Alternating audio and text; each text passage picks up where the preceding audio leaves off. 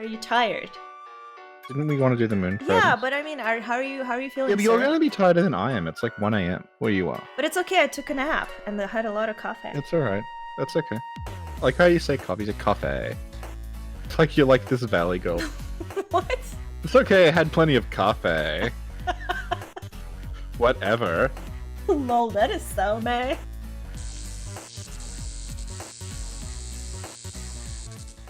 Okay. Okay. Yeah. Yeah.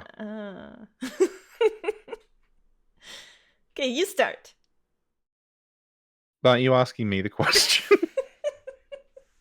I'm just like every episode I get more and more lazy where eventually it's just going to be you asking yourself questions. I also like that it's not even it's not even like you're asking me a question. You just written down moon presence. Like there's no debate here. This is what we're doing. So, as you may know, Richard, I have some beef with the moon presence, right? Do you? Yeah, I do, because I don't actually know what my contract was, and it bothers me. Okay, but do you actually sign a contract with the moon presence at any point? Because you sign a contract to be ministered by the blood minister, but you don't have any like contact with the moon presence outside of 2 of the 3 endings. The thing is, the cord in the workshop, it mentioned... Does it still... I can't remember which description they ended up going with, but there's mention of there being a contract between... It just says a contract was established that created the Hunters and the Hunter's Dream. Right. But it's past tense, it was done. Like, it was presumably Laurence and gehrman made a contract with the moon presence. Right. Mm-hmm. You're not making a contract with the moon presence. You're making a contract with the blood minister that presumably everyone who gets ministered has to go through that. Right. Right. There's one of the runes mentions the Great Ones are sympathetic. It says Great Ones are sympathetic in nature, right, and will answer if called upon. That's what it's getting at. The way it says sympathetic in nature, people took to mean like, oh, the Great Ones are like, it means they're nice. It means they're like empathetic. And if you like, they feel sorry for you or something, because that's what we take sympathetic to mean most of the time in English. But it's more like, it just means you can call on them. They will like, you can establish some kind of like relationship with them, which is what's happened with the moon presence. So Laurence and we assume gehrman and maybe some other people beckoned the moon presence, and that's what started the contract. Mm-hmm. So the contract is between them. It's not between us. What we are is we are trapped in the dream by the hunter's mark on our mind that is left there by, we assume, the messengers. They brand us with the hunter's mark. That's what traps us in the dream. We're released from it when... It says the source of the spreading scourge of beasts. When that's destroyed, the mark is removed from us by gehrman when he decapitates us. Yeah, but is it for you, or is that like a note gehrman wrote for himself? No, I think it's for us. Because we're not... I think it might have been added later on as like a... Just to remind you, like, just go out. It's just a reiteration of when gehrman says go out and kill a few beasts. Okay, because I thought it may have been a note for like to represent the more general idea of the game, like to end the entire scourge of the beast, like to completely eliminate it. You got to do this, you know? Maybe. I don't know. So, like, what happens is when we're being... After we get ministered and we go into that dream state, right? We see the messengers crawl on our body, and then the doll's voice says, oh, you found yourself a hunter. Right. Yeah. Now, the exact relationship between messengers and the moon presence isn't really made clear in the game. But I think the idea is, like, you're branded as a hunter by the messengers. They put the hunter's mark in your mind. It's like a Carol rune. We're not sure if they do that of their own volition or if they're working for the moon presence, because it's not really explained. There is artwork of the moon presence absolutely covered in messengers, like they're almost like a cape that she's wearing. Yeah. And that's that kind of says that maybe they were working explicitly for the moon presence to begin with, that like they were her messengers. Like they were maybe recruiting people on behalf of the moon presence type deal? Yeah, that they're like reaching out to you. Mm-hmm. But I don't know what the deal is because a lot of messenger stuff has been cut out of the finished game. So they sort of like their relationship is ambiguous. Mm-hmm. Yeah, so you end up with the hunter rune in your mind, which means that every time you die, you are bound to the hunter's dream. So you just come back to life again in the hunter's dream. The way it's described is like when you die, it's instead of dying, it's like you woke up. You were having a nightmare, you woke up and you're back where you were before. And the events up until your death didn't happen. Where is it described like that? The Hunter's Mark item, it's like you wake up as though it's all a bad dream if you use a Hunter's Mark. And like if people have been watching Lance's stuff, he shows that originally like the idea was there'd be phantoms sleeping in chairs, and what you do is you'd wake them up. You would see like an image of yourself as like a translucent phantom sleeping instead of a lantern. And then you would run up to the phantom and you'd shake it and wake up. And when you woke up, that would be the equivalent of lighting a lantern. So it's like you've woken up again. And when you died, you would wake up again in that chair that you sat in. So what happens is that mark is in your head. And then when the hunt is over, the mark is taken away from you. That's presumably what happens when Gehrman decapitates you. Right. Yeah. So when you meet people like Dura and Eileen, they will talk about how they used to dream and they used to be a hunter. Eileen's very specific. She says like she was a hunter, she's done now, and there's no more dreams for her if she dies again. Mm-hmm. And Dura's the same. He says that like, you know, you're a hunter now, you still dream. And Dura doesn't dream anymore. They both give you hunter's marks when they say that they will give you hunter's marks as an item. Yeah. Yeah, that they have no use for anymore because they're no longer bound to the dream. Yeah. So I'm wondering, what does the moon presence want us to do exactly? When Gehrman is sleeping in the hunter, this is a roundabout explanation. Okay. Mm-hmm. When Gehrman is sleeping in the hunter's dream, he sometimes says to himself, "Laurence, what's taking you so long?" We know Laurence and Gehrman probably are the ones who beckoned the moon presence and created the hunter's dream. So it looks more like the moon presence isn't so much interested in us, it's interested in Laurence. Because the way Gehrman says, "Laurence, what's taking you so long?" is he expects Laurence to come back again. So presumably, Laurence made a bargain with the moon presence or his contract or whatever, which was to say, you bind people to the hunter's dream so that the hunters can't die. Mm-hmm. And we will hunt beasts. And in payment, I guess, for doing that. Mm-hmm. Now, while that's going on, I will go and find something for you and bring it back here. And then when I've brought that back here, that will apparently resolve everything, but it never happens because Laurence turns into a beast. Uh-huh.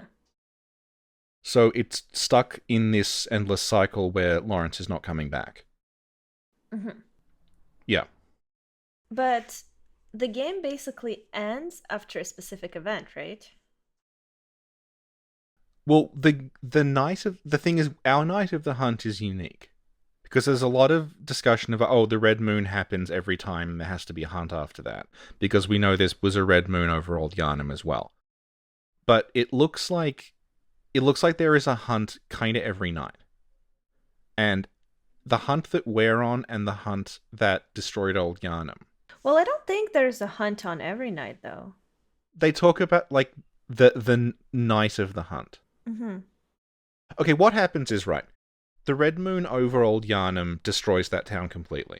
They have to burn it, because it's, like, everyone turns to a beast. The red moon over Central Yharnam, the chapel dweller even says at one point, like, Yharnam's finished. Like, everyone is mad by the end of it or dead.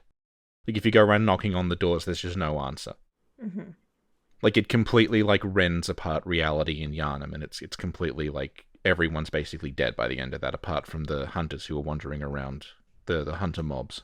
So is there a hunt every time there's a red moon? This is the thing. What I was getting at with that is, like, red moons are really, really significant, really, really, like, damaging things. Like, a single red moon wipes out an entire town. So there logically can't have been multiple red moons over Old Yharnam. I mean, then there cannot have been multiple red moons over Central Yharnam because the city would have been completely destroyed by now. Mm-hmm. And we know for a fact that what's holding back the red moon is Rom. Right. So there cannot have been any red moons after whenever the fuck Rom was created. So between Rom and when we play the game, there are no red moons. Because Rom is holding them back. And the whole deal with Mensis is they are trying to summon the red moon and they can't do it because Rom is blocking it. Right. Right. But there have been other hunts in between Rom and now. Okay. Right. So the red moon can't be a regular thing because Yharnam is still there. Yeah. It's not a completely beast-filled, like, mess that's on fire like Old Yharnam is. Mm-hmm. And because Rom is around. Right. And I honestly, I think the red moon over Old Yharnam is the last red moon prior to when we show up. Because they're such significant events. Like, the thing about the red moon is, red moons are a thing that happen in real life. It's a lunar eclipse. And they're kinda sorta common.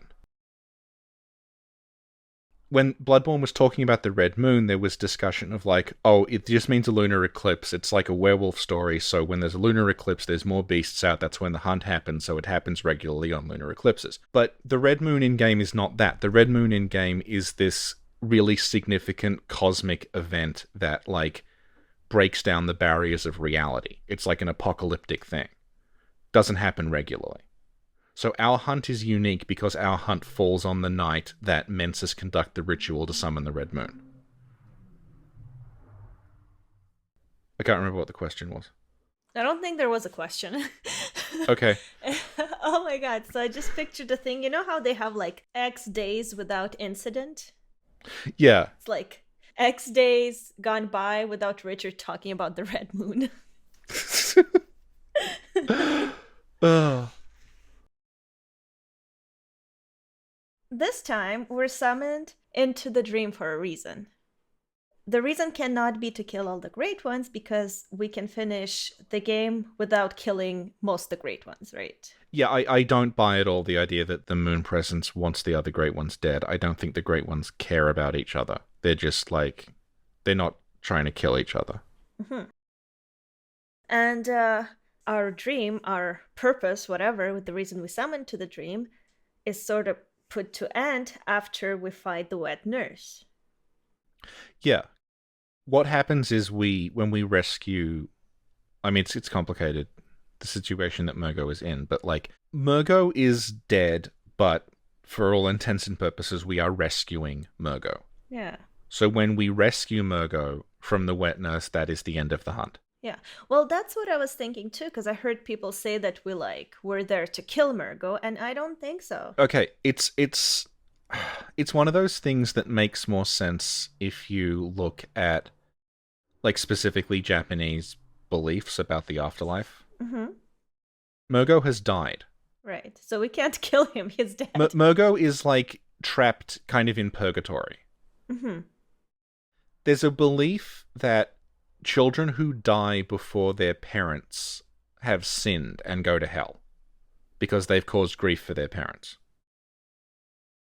And they end up in a kind of like children's hell that looks very, very similar to, if you see images of it, to the Path to the Fishing Hamlet. It's like this sort of dark beach with these piles of rocks on it. Mm-hmm. So they go to this like children's hell.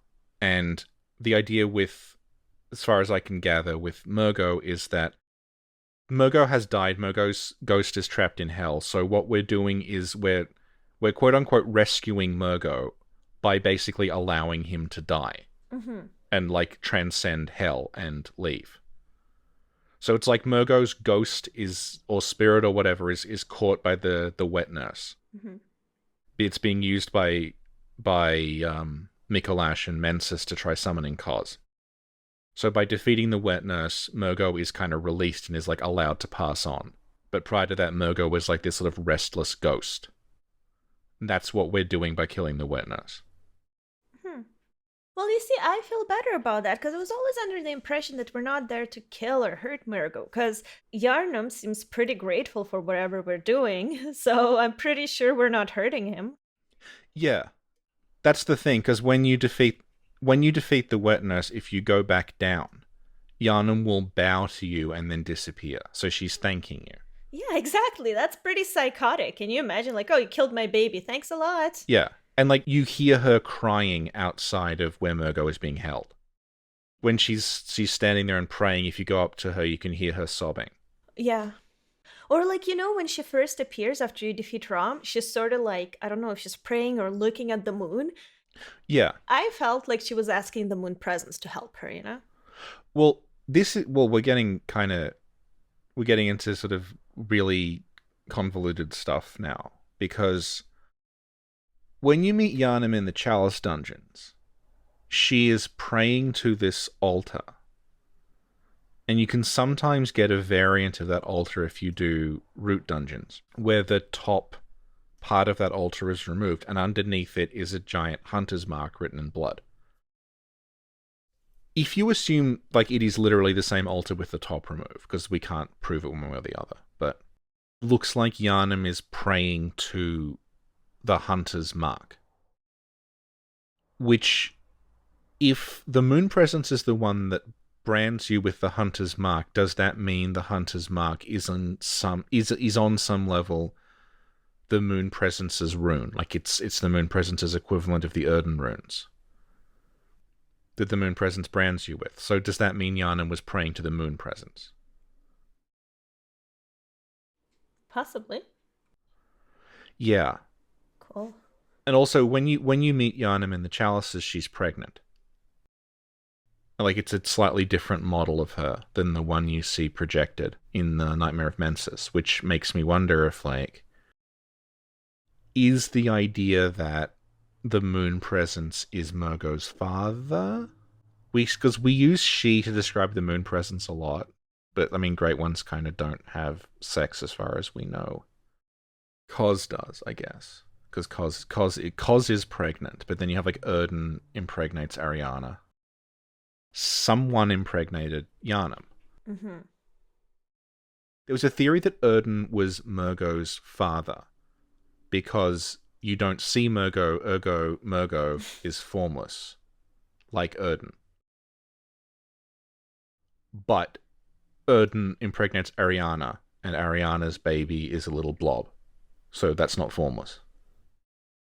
So Erden's kids, from what we gather, are not formless. Yeah, that's a good point.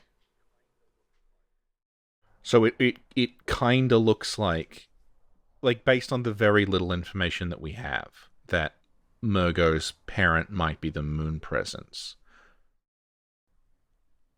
Do we want to talk about, like, the nature of the contract with Laurence? Yeah. Okay. Great ones want children. Right. Right. So it makes sense that what Laurence is bringing the moon presence is a child. Mm-hmm. Now, like, I've been talking with Lance a fair amount about stuff that's in the game and is data mined and everything. So, like, officially, as far as the game is concerned, we're ignoring, like, dialogue and stuff. As far as, like, the game, right? The files and everything are concerned. The Bloodletting Beast 100% is Laurence. They cut out lines that referenced it, but as far, like, the game outright calls it, like, Founder Beast, as in founder of the Healing Church. And everything else fits with it being Laurence, so we'll just ignore the DLC for a second. Mm-hmm. The Bloodletting Beast is unique in that you encounter it in sequence in the Chalice dungeons. Which might not, like, it's significant. If you do a lot of Chalice diving, this makes more sense. But basically, when you Chalice dive, you are going to a space that is set in a certain period of time. Like, you go to, Lauren or Thumru Ihill or something, or a good example is Rom. Like, you can go to Lower Thumru and meet Rom. Every time you go to Lower Thumru, Rom is there. It doesn't matter if Rom is dead in the waking world or not.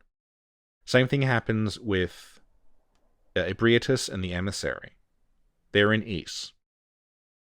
You can meet Ebrietas however many times you want in Ys, because every time you go into that Ys dungeon, you're going to a specific point in time. And that point in time is in the past. It's not now, because Ebrietas is there.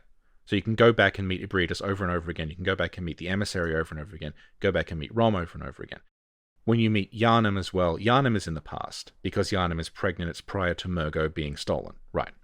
Mm-hmm. Does that make sense? Yeah. Bloodletting Beast is the opposite, because when you meet the Bloodletting Beast the first time, he has his head. The second time you meet him, he has died, and his head has been removed.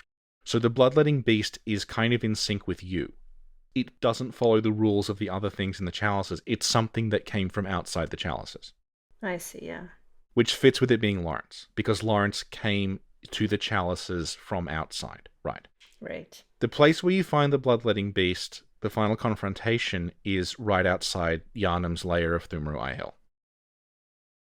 So, the idea, I think, is that Laurence was going to Thumru Ihill to get Mergo, to give Mergo to the Moon Presence, because that was the contract deal. Okay. Yeah. Like, Laurence makes a deal with the Moon Presence will bind hunters to the Hunter's Dream. And then that will keep Yharnam kind of stable until Laurence comes back with another child of a Great One. That will keep Yharnam stable? Because that means that, like, the hunters will keep coming back. There'll be a steady supply of immortal hunters that can keep Yharnam from... Oh, I thought you meant to Queen Yharnam for a second. No. God. No. Yeah, okay, this is the right. confusing part, yeah. Okay, yeah. Yeah. So I think that's the deal with the contract that Laurence makes. Okay. That he's like, you wait here, and, like, gehrman is basically collateral. Right, yeah. Like, we'll leave gehrman here, and then I'll come back with a child for you, and then you can free us. Mm-hmm.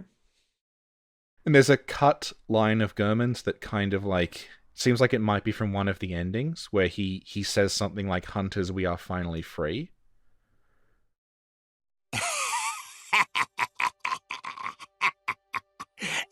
These frightful things. Look at them burn. All ye hunters, let it be known. We are free. Free as the wind.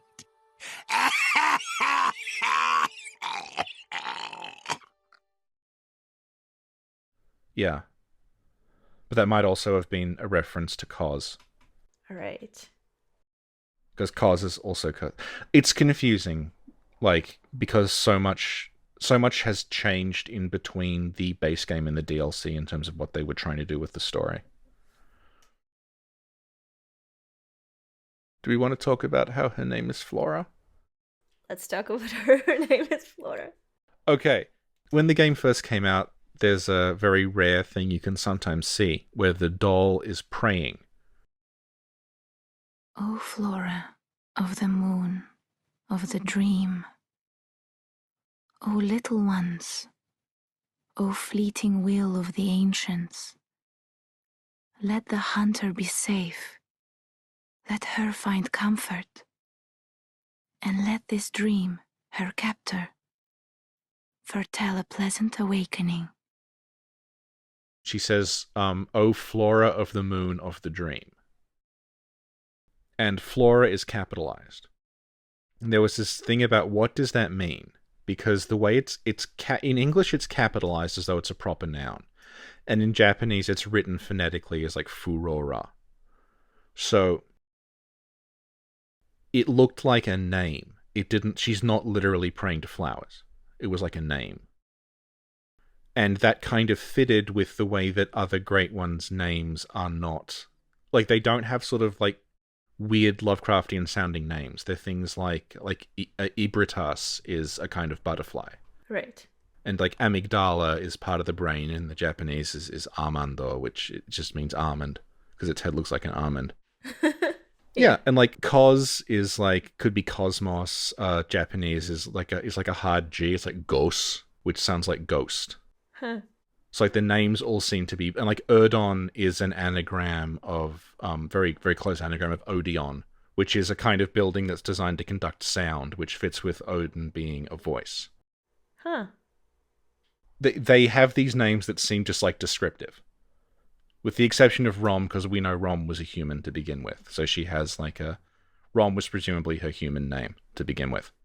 So the moon presence being called Flora kind of made sense. But there were people who were saying, no, she's just talking about flowers and she's using, like, as a proper noun, it's like a poetic thing. She's addressing like Flora or like Flora as a goddess or something like that. And then when the cut stuff showed up, lo and behold, Gehrman is outright calling her Flora. Laurence, the end is not far away now. Every last dream will burn out, and Flora will return from the moon. As for us, the time has come to honor our vows. Hunters are needed no longer. You and I shall fight to the death, and she will consume the victor. The way we've always said we'd end it, you recall. Oh, Laurence, of course you remember. There we go. Her name is Flora. Yay! That's who the dollar's praying to when she says Flora of the Moon. Because she's the moon presence, as in Flora of the Moon. That's cool. Yeah, that's cool. You're doing your Valley Girl voice again. Gotta get some coffee.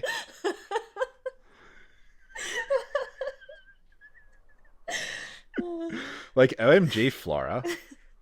That's very cool, Richard. Thanks for that information.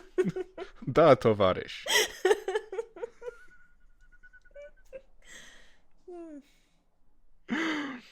But other than that, like they go with the nameless moon presence in the game. There's a note in the research hall that just calls her the nameless moon presence, and then when you fight her, the health bar just says moon presence. Mm-hmm. The other idea that was being floated was that her name is Paleblood, because you get told to seek Paleblood to transcend the hunt, and the red moon that's connected to her appearing is called the Paleblood Sky. And irritatingly, in the guide that came with the game, there is an interview with Miyazaki, Right. where they say to him, "Oh, Miyazaki, is Paleblood the name of the creature that came from the moon?" And he just sort of like laughs and is like, huh, well, maybe that's one interpretation, which people took as completely canon, and decided her name was Paleblood and got really aggressive. Like, really, really angry if you said it wasn't Paleblood. The Paleblood is the name of the sky. You just sent me a thing that said, oh no, what's happened? In the guide that came with the game, there is an interview with Miyazaki, Right. where they say to him, oh, Miyazaki, is Paleblood the name?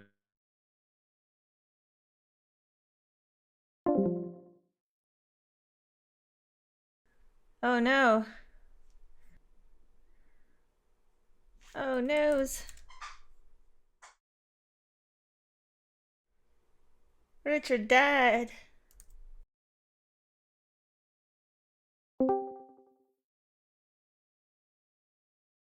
Hello? Hello, are you okay? Hello? Yeah, I don't know what happened. I was so worried.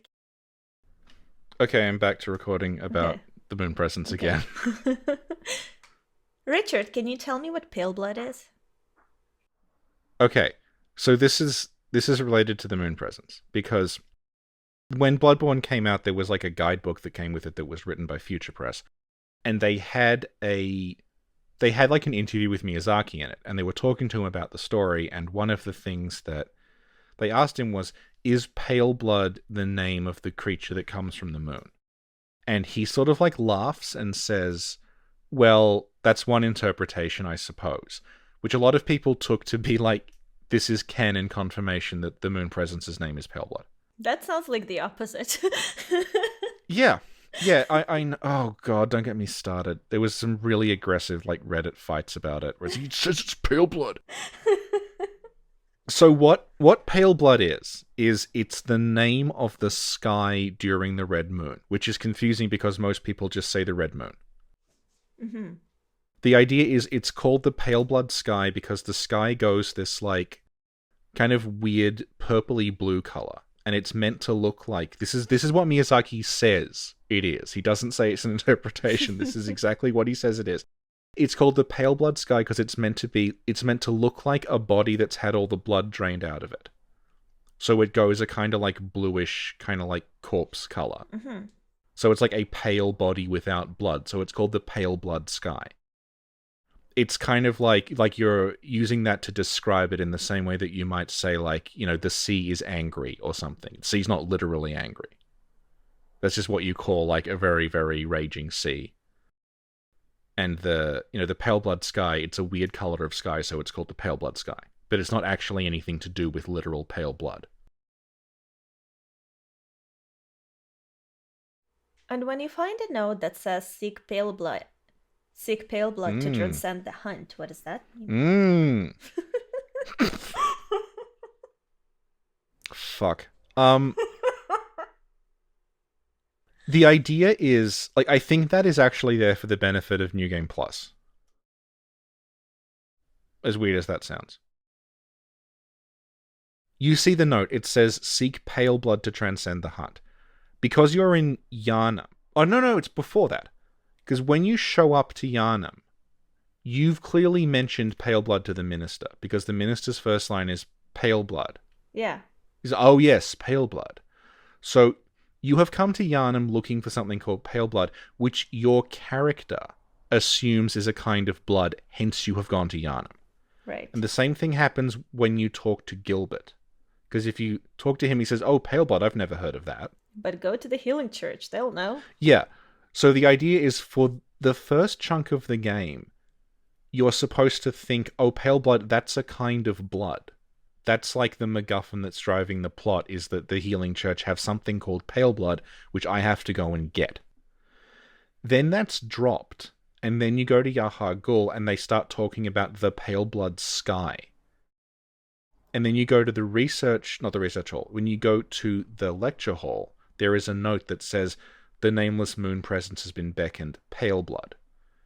So it's supposed to be like a reversal, where you start off thinking the pale blood is a literal kind of blood that will solve the problem, to understanding that when they mean pale blood, they actually mean this, like, great sort of eldritch, tearing of the veil between worlds. Okay. And that's what they're referring to. Okay, cool. Thank you. But yeah, the confusion kind of stems from, you have the red moon and the pale blood sky, and they're the same thing. So most people just say the red moon. But the red moon and the pale blood sky are the same thing. The sky is pale blood, the moon is red. Mm-hmm. So when I was talking about New Game Plus, what I mean is, after discovering all that weird stuff toward the end of the game about the moon presence and the pale blood sky and the Mensis ritual, when you go back into New Game Plus, the first thing you're going to see is that note again saying seek pale blood to transcend the hunt. And then you will understand, oh, we transcended the hunt by seeking the pale blood sky. And it's like it loops you back around again. You understand the context of the note. That's a common, like, that's sort of how Bloodborne does storytelling. It's something that Miyazaki sort of cracked with how he does area design, where, like, he will introduce something that initially doesn't make sense, and then later on you will see the explanation and it recontextualizes what happens. Yeah. Like, the DLC is, like, purely just that. Like, you start at the bottom of a river, and then you, like, there's a river of blood, you follow the river up, you realize it's coming from a pile of corpses at the top of a mountain. And then you realize that is underneath, well, now I'm in a prison, why am I in a prison? You go up the stairs, oh, this is a prison under the cathedral. And you go up and up and up, and the further up you go, the more information is provided that recontextualizes things you've already seen. Right. Like, it's like the whole Cos thing, the way that Mikolash talks about Cos, the wrath of Mother Kos, what is the deal with Kos, and then Yeah. the last thing you see in the DLC is the corpse of Kos, and suddenly it all makes sense. Okay, Kos was a great one. Hunters killed Kos. That's why all this started. Yeah. The purest example is the snail woman in the nightmare, because we didn't see that when we played it, but like she falls. is this. It seems completely random that a snail woman just falls out of the sky and goes splat. You have no idea what's going on. Yeah. Then when you get to the top of the tower, you can look down and you realize, oh, I'm somewhere else, but Yharnam's down there and I couldn't see it before. Mm-hmm. And then you realize that the snail women are there, and it suddenly makes sense that, yeah, this is a snail woman who fell. She fell from where I am now, and suddenly it doesn't seem like a random event anymore. It makes sense. But it's stories being told backwards, basically. It's really cool. I remember when I played through the DLC for the first time, and when I came to the final boss arena, and when I read the name of the boss, Orphan of Kos, I was like, oh my god. Yeah. Mikulesh wasn't crazy? Kos is a real thing? He wasn't crazy. Yeah, he's completely sane. Yeah, because, I mean, you heard the villagers say things, but you wonder, like, okay, is this real? What are they talking about? Yeah. And that it's an actual great one.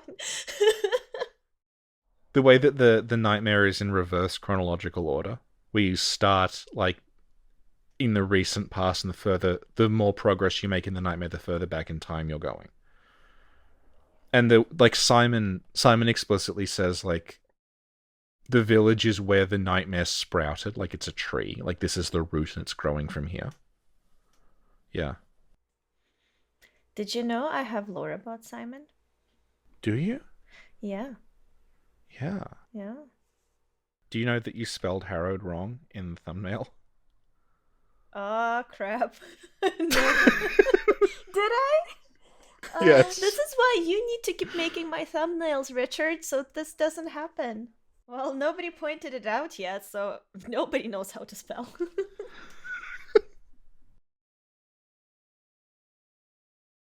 Could you please tell me why the hunt ends? Okay. There is that note in the hunter's dream that's near the statue of the woman at the back of the building, back of the workshop, that says, "Halt the spreading scourge of beasts, lest the night carry on forever." So that's presumably referring to the hunt, right? Mm-hmm. And the Mensa's ritual ends up calling down the red moon, which is what is causing, like, everyone in Yharnam to transform. There's a note in Yahagul that says, "The Mensa's ritual must be stopped lest we all become beasts." So your hunt ends when the Mensa's ritual ends. And the Mensa's ritual ends when you beat the wet nurse and retrieve Mergo's consciousness, I guess, from the wet nurse. How does Mergo's consciousness cause the red moon? It just says that nightmarish rituals crave a newborn, which is why they need Mergo. So they've got Mergo's consciousness, they've got it in the Nightmare of Mensis, and they're trying to use Mergo to beckon Kos. And I'm guessing what happens is, like, part of beckoning Kos is also beckoning the red moon, and that's what's breaking down the barriers between the waking world and the dreamlands. So basically, every time there's a hunt, to end it, you kind of gotta kill all the beasts. No, I think it's just our hunt. Because there can't reasonably have been a red moon and a Mensa's ritual, like, every single hunt. Because it's, like, there's a single red moon destroys all of Old Yharnam, and then the red moon over Central Yharnam destroys that as well. Yeah, but I mean, Yeah. for, like, Jura's hunt and for Eileen's hunt, do you think they also had to kill a bunch of beasts, or was it something completely unrelated? Jura did, because Jura was at Old Yharnam. And there was a red moon! Yeah, there's a red moon over Old Yharnam, and that ends with them burning the town down. And then sealing it off. Okay, so when there's a red moon and a hunt, the purpose of the hunt is to kill all the beasts or whatever, which is done by stopping the red moon? No, the point of the hunt just seems to be to control the number of beasts by killing as many as possible. Okay. But our hunt happens on the night that Menses are performing the ritual, so we get entangled in what's going on in Yharnam. So that's why we end up going through all of that. But it's like Eileen maybe didn't go through that. Dura definitely did because he was at Old Yharnam when that was burned down. But Eileen mentions the doll, but we don't really know what her hunt entailed. Mm-hmm. It might have had something to do with the bloody crow because she talks about, like, this is my score to settle. Right. But that's a constant thing that's brought up. The thing is, it could also just mean it's my score to settle because I am Hunter of Hunters, and this is a blood-drunk hunter. So it's my job to put this guy down in the same way that she puts down Henrik. And she was going to put down Gascoigne if we hadn't shown up. Okay, I think. Yeah, so basically, Yharnam is going to shit because of the Menses ritual, and by defeating the wet nurse and recovering Mergo, that ends the ritual because the core component of the ritual is Mergo. Mm-hmm. Yeah. And Mergo is required for the whole recipe that is used to summon Cause. The recipe?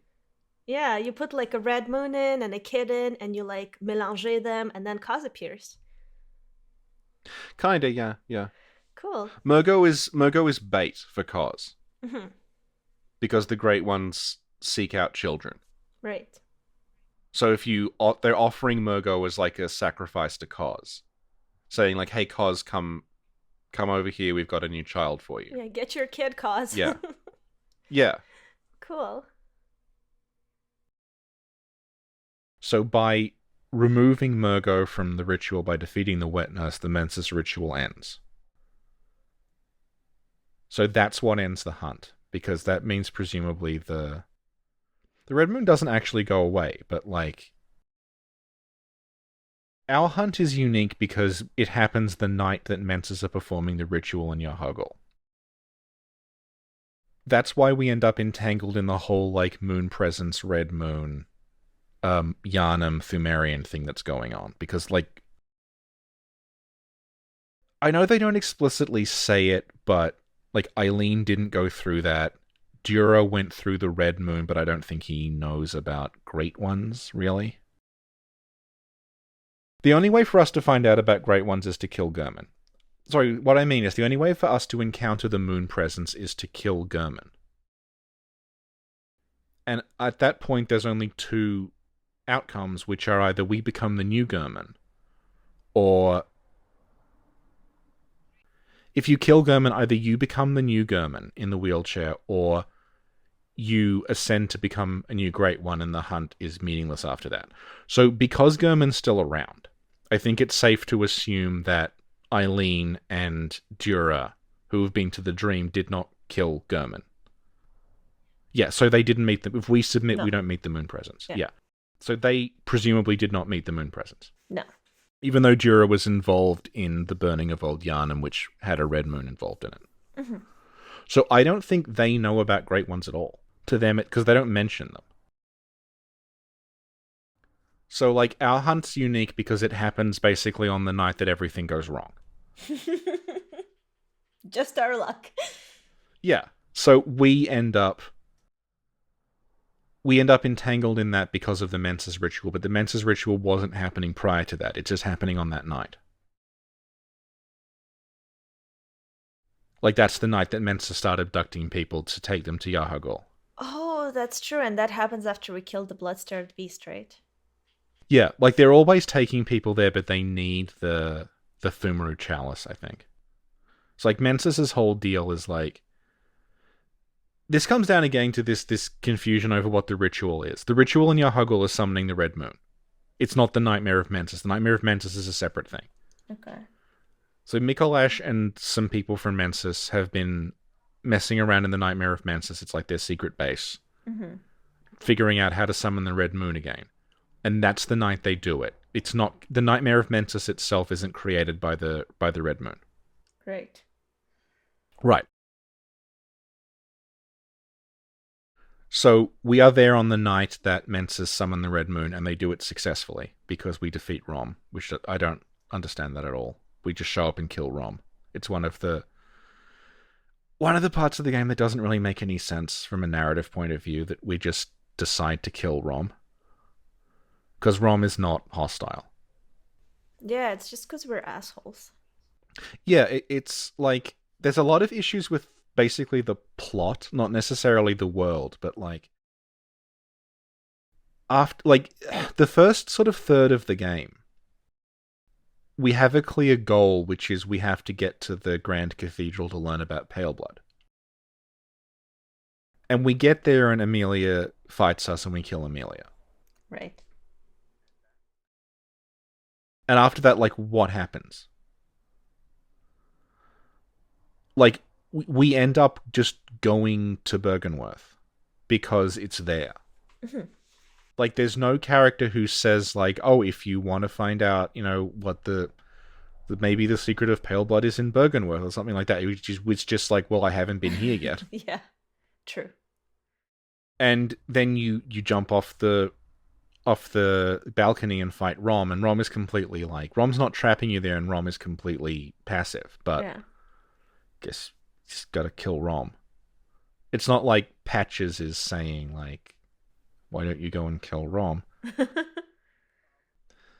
It's like there's no Simon equivalent. That's what the DLC has, the base game doesn't, is it's got Simon who sort of follows you throughout, saying, like, he's the one who says, well, why don't you climb the secret is at the top of the clock tower, but you'll have to kill Maria to get there. Like, he just gives you, that's what you gotta do. But there's nothing equivalent. You can ask people about Bergenworth, and they say Bergenworth is worth checking out, but you're not really given a goal. They just say it exists. And then, like, when you beat Rom, you get the message saying, like, seek the Nightmare Newborn, and that's it. That's the only that's the only motive you have to do the whole of Yahar'gul and the whole of Nightmare of Mensis is just, and who says it? I have no idea. It just says seek the Nightmare Newborn. It's odd because, like, gehrman would have been perfect for this, but they don't. He doesn't. He just sort of disappears.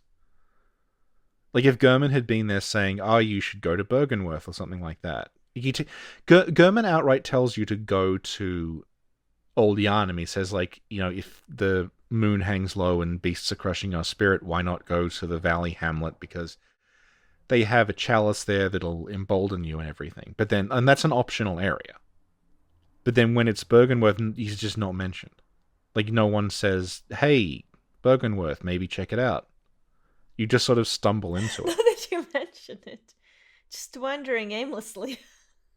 It's kind of like, like, Demon Souls is also like, they just set out at the start, here are 5 places. You have to go to all of them. If you don't, the world will end. And that's it.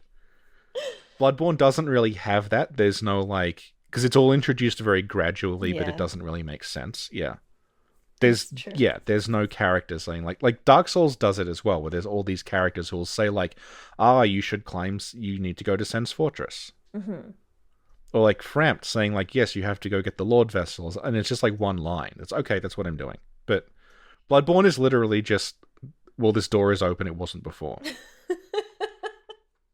Yeah, that's true. Yeah.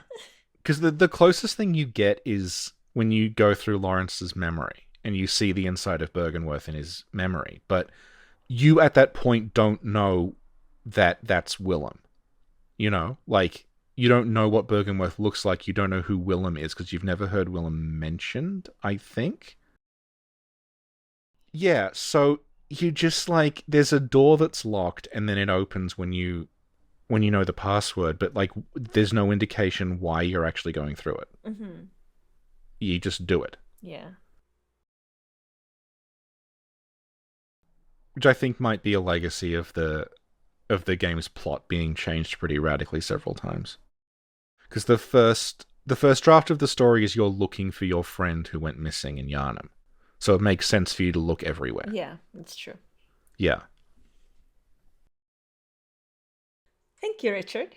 That was very informative. Do we want to talk about the cut Moon Present stuff? I don't want to talk to you ever again. Okay, that's fair. No, so mean. Yeah, let's talk about the cut moon present stuff. Okay, so there was a lot of moon present stuff that was removed from the final game that people have dug up. We mentioned before that there is confirmation that her name is Flora, Right. so that's explained. Okay, in the line where gehrman says, and Flora will return from the moon. As for us, the time has come to honour our vows. Hunters are needed no longer.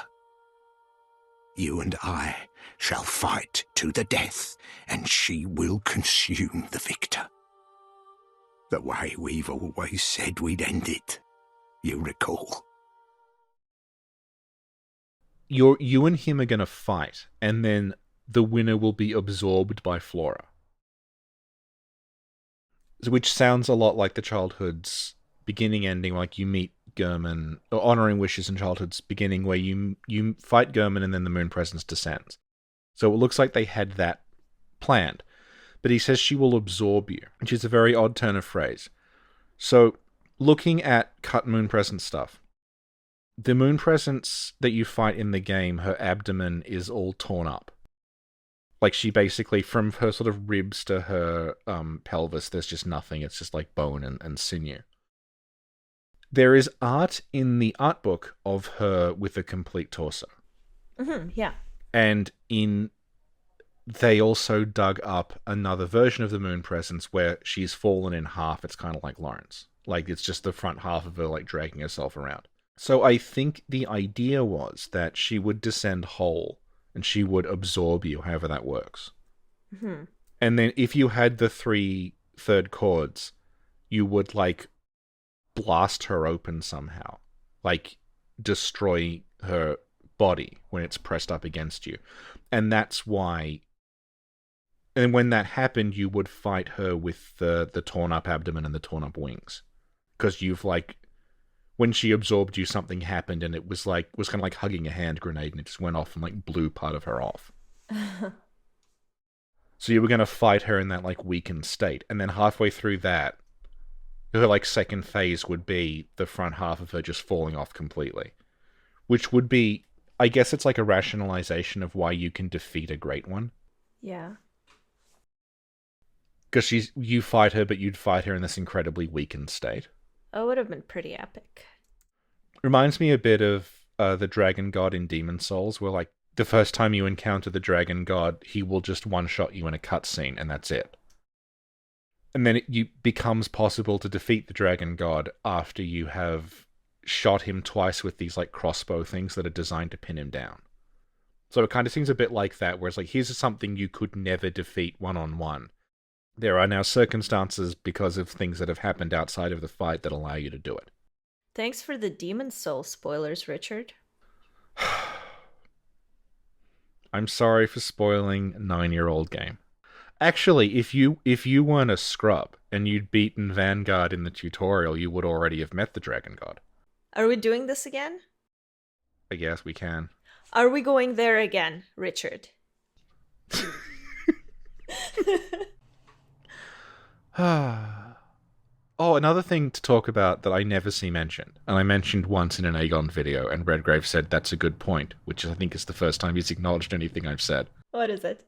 Was when the moon presence grabs you, if you take the 3 third chords, there is this, like, weird reaction. It's like a sort of starburst thing, and she shoots backwards.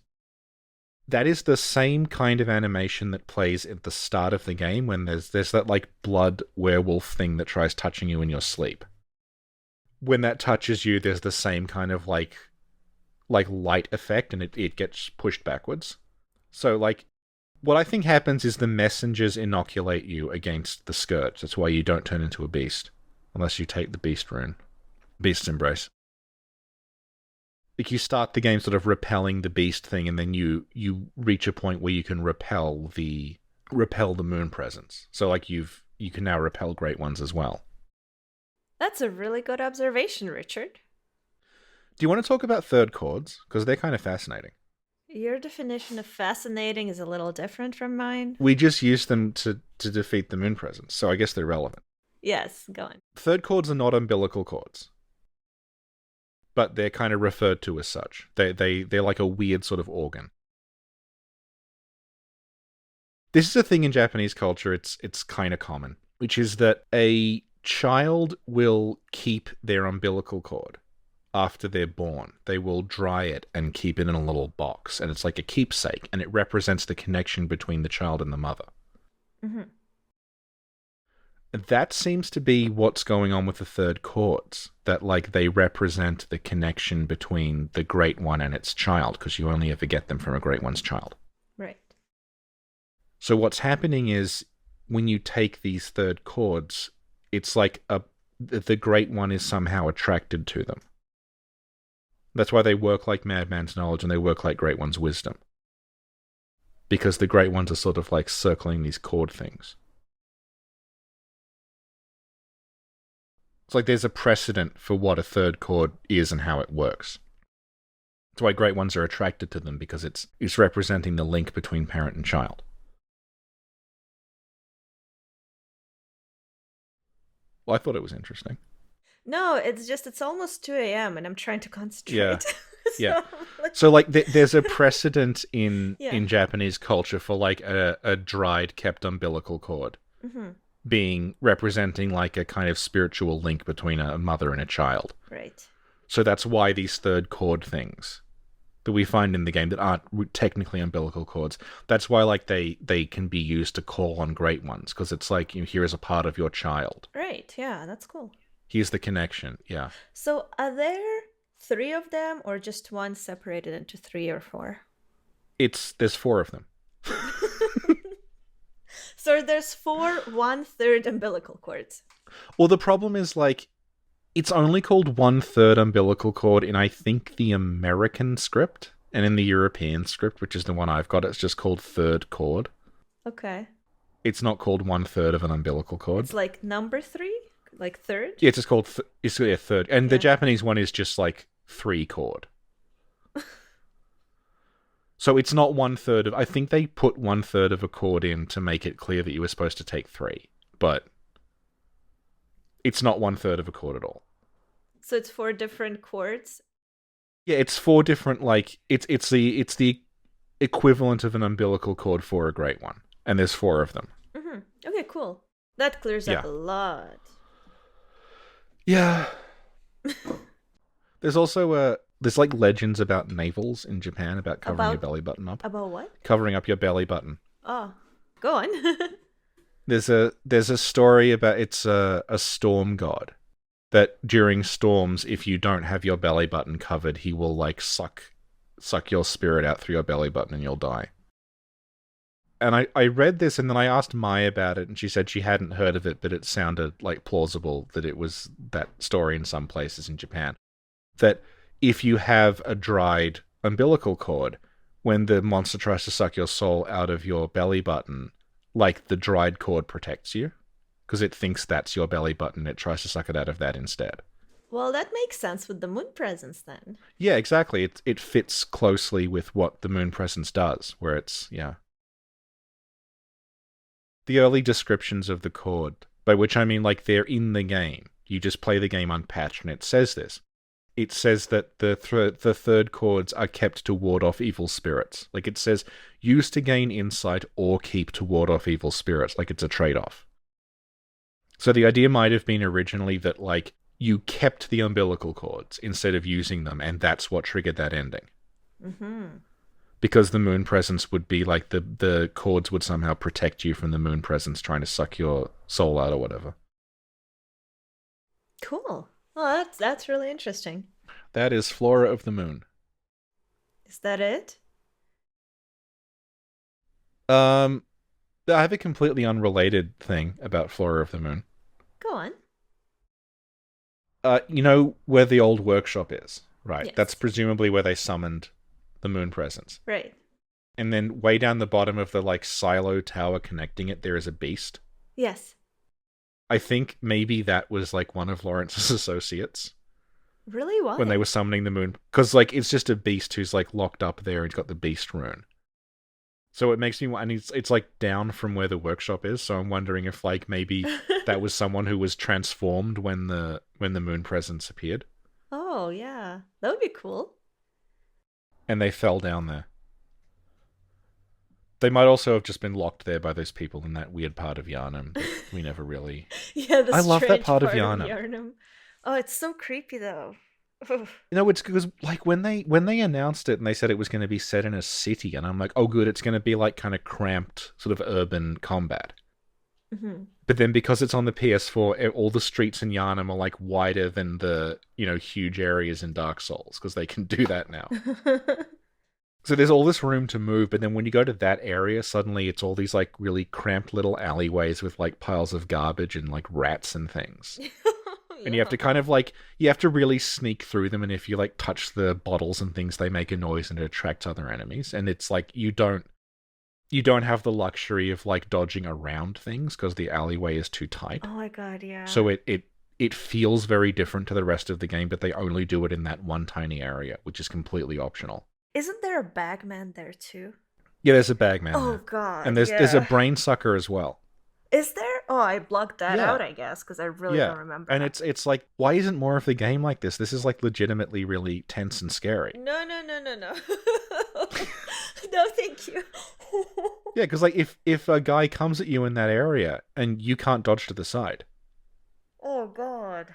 all you can do is dodge backwards, but there might be someone behind you. Oh, so god. suddenly the whole thing, it's like really. That's so stressful. This is thinking great. About it. Why is there not more of this? And then like, you want to escape, so you rush to like the open areas, but the open areas are full of people who can see you. So it's like, it feels totally different to the rest of the game, and they never really capitalize on that. The rest of it just feels like a Dark Souls area. Like when you go to that burning crucified werewolf, you can just run around it. You can like not engage with any of those hunters. You can just ignore them because the street is so wide. You can just like you can just like run circles around them and leave, and they'll just give up chasing you. But you can't do that in that part of Yharnam. Yeah. This has been my review of different parts of Yharnam. Very insightful, Richard. Thank you. I was being sarcastic. You get some coffee.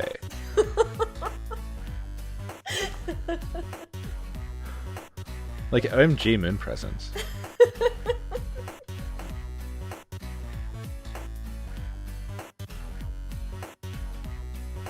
Are you still recording? Yes, I am. I'm making Okay, sure. I thought you'd fallen asleep. No.